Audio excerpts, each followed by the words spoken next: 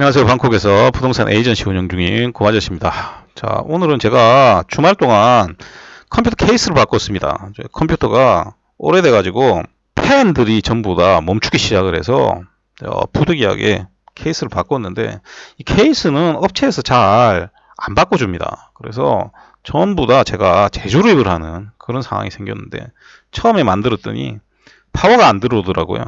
그래가지고 한 1시간 동안 연구를 하다가 파워가 들어오게 만들었더니 이제는 화면이 안 나오더라고요. 그래서 정말 오랜 작업 끝에 드디어 정상적으로 컴퓨터가 작동을 하게 됐습니다. 정말 업체만 찾았으면 돈 주고 맡기지 직접 하지는 않았을 겁니다. 불필요한 시간 낭비가 되겠죠. 부동산 투자할 때도 마찬가지입니다. 여러분 한국에서 투자하실 때도 되도록이면 굉장히 본인을 잘 도와줄 수 있는 그런 분들을 찾아서 하는 게 훨씬 시간 소모도 줄이고 리스크도 줄이는 길입니다. 그래서 오늘은 지금 늦게 작업을 해야 돼서 좀 짧은 내용으로 이야기를 해 드리도록 하겠습니다. 오늘은 지역 가격에 대해서 이야기를 해 드릴 텐데, 앞으로 제가 시간이 나면 지역이라는 데에 대해서 한 번씩 얘기를 드리도록 하겠습니다. 이 방콕이 서울하고 달라가지고 여러분들 서울에 대입해서 생각을 하시면 큰일 납니다. 도시 구조 자체가 아예 다릅니다. 어떻게 다른가? 그냥 간단하게 한 가지만 얘기를 드릴게요. 여기 보시면 여기가 콘도 가격이 제일 비싼 곳입니다. 자, 그러면 여러분들 생각했을 때 제가 동심원 구조라고 했으니까 여기가 집값이 제일 비싸면 여기서부터 점점 멀어질수록 집값이 조금씩 떨어지나 이렇게 생각할 수도 있습니다. 그런데 그렇지가 않습니다.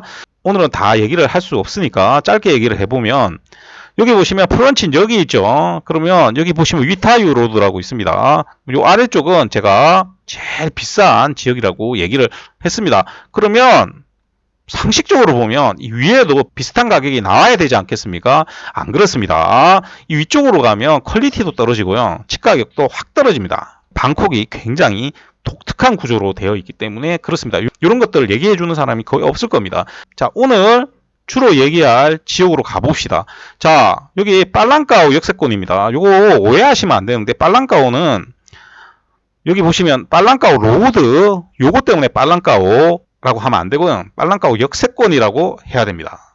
왜 그러냐면 이 로드가 굉장히 길어서, 이쪽에 보면 콘도가 있죠. 여기도 보시면 빨랑까오라고 돼 있죠. 여기도 보시면 라마구 빨랑까오라고 되어 있습니다. 그래서 이거 빨랑까오가 아닌 게 아니죠. 그래서 여기는 지금 현재 아직까지 여기 개통이 안 됐죠. 그래서 여기는 빨랑까오 역세권이라고 우리가 봐야 되는데, 이게 지역구로 따지면 굉장히 다릅니다. 여기 보시면 라차테위죠. 여기서 쭉 내려오면 여기 보면 뉴 페차부리 로드 있습니다. 페차부리 로드에서 위로 라차테위가 아니고요, 여기 보시면 운하가 있습니다. 여기 운하가 있죠. 이게 물입니다. 운하 위쪽으로 라차테위입니다.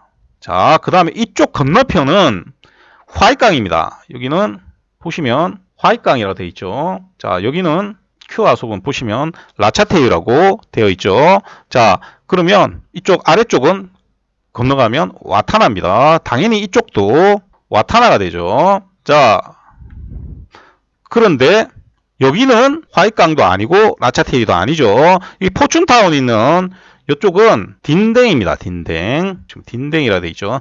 딘댕입니다. 그래서 여기는 요 사거리를 기점으로 세 개의 구가 맞닥뜨려 있는 지역이다, 이렇게 생각을 하시면 되고요.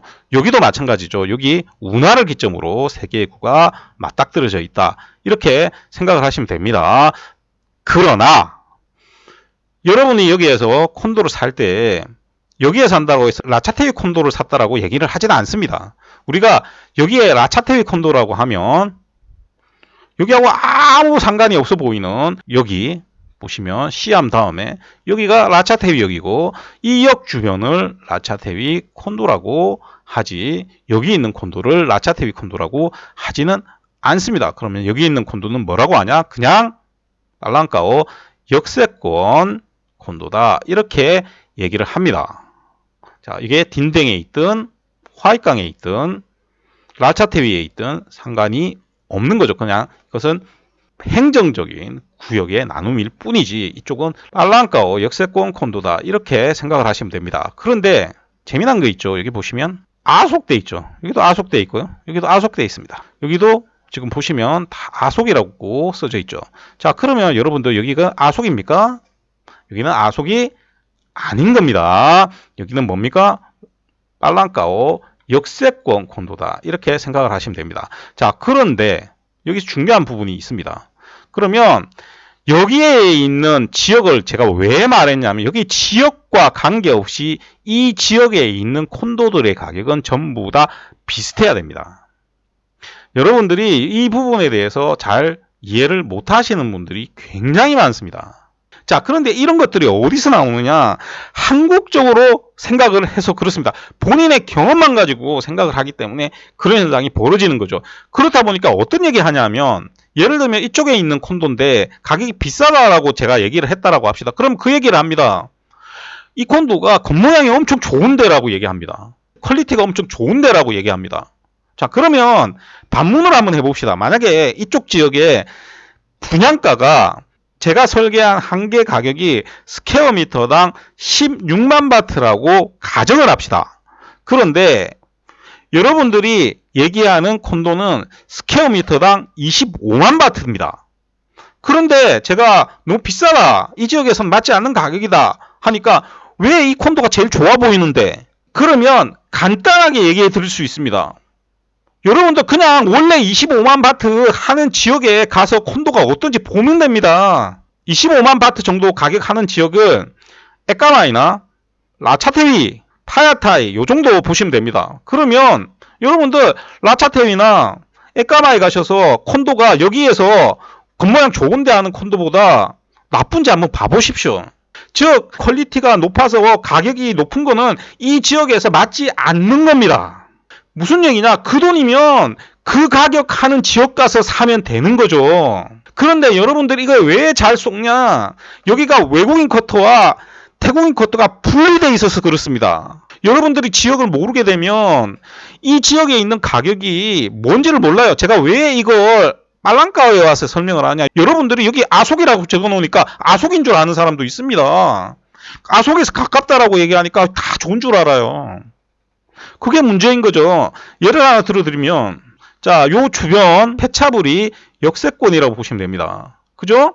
그러면 여기에서 이 폐차불이 로드가 있으니까 쭉 나가가지고 이쪽에 있는 콘도 여기까지 걸어오려면 한 30분 가까이 걸립니다. 그럼 요거는 역세권하고 아무 관계가 없죠. 폐차불이 역세권 콘도가 아니고 폐차불이 로드 위에 그냥 있는 콘도가 되는 겁니다. 자, 그런데 우리가 여기 폐차불이 로드에 콘도를 봅시다. 그러면 여기 보면 요 콘도가 있지 않습니까? 요 콘도 가격이 어마어마하게 비쌉니다. 스퀘어미터당 35만 바, 40만 바 넘어가고요. 정말 비싼 유닛은 스퀘어미터당 그거보다 더 비싼 유닛들도 있습니다.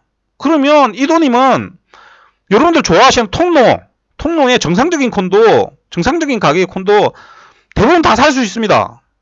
그러면 여러분한테 물어볼게요. 여기 있는 콘도가 통로에 있는 콘도보다 시설이나 뭐가 훨씬 더 좋습니까? 아니잖아요.